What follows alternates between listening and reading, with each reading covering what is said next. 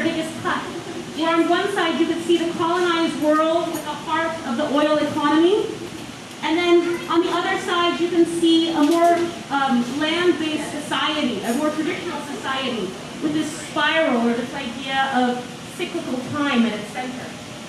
And then of course at the very bottom, Plan Colombia spelt in scorched earth and pipeline font, with the leafcutter ants dismantling the word Colombia, and also dismantling this concept of a nation state named after the world's most famous colonizer.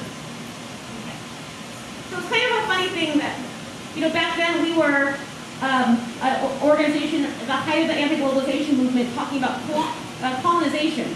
Because when we mentioned the communities, that's what they were talking about.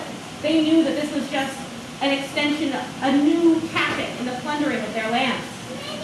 But nowadays, we talk to communities about globalization when no one on the left is talking about globalization. So, but people have an analysis of colonization these days, which is great. We can see it in the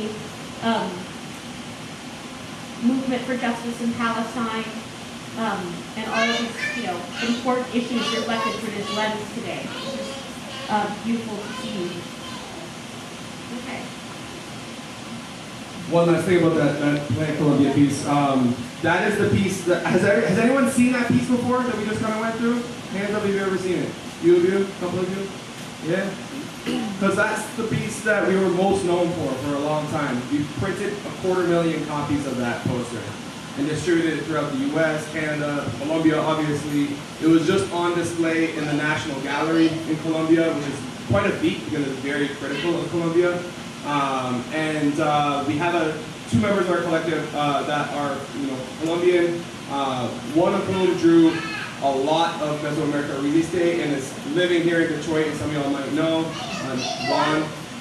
And then the other member is in Colombia, has been doing storytelling ever since. And so we have had, even though it seemed like Beehive was like, where's Beehive, right? Like for the last 5 years, for folks who know us, work was continuing outside of the US with these graphics, storytelling was continuing to happen. So the next kind of big piece